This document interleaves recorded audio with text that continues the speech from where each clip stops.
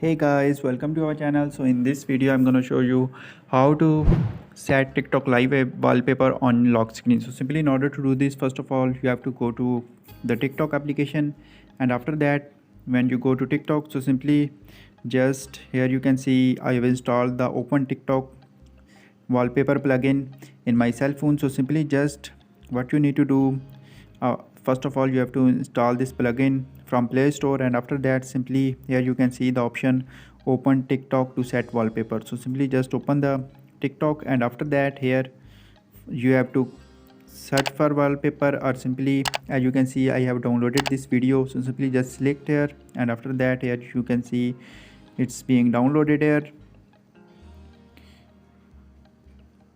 and after that here you can see set as well wallpaper. So simply just click here, and here you can see home screen and lock screen. So simply just when you click here, so in this way you can set TikTok live wallpaper on lock screen.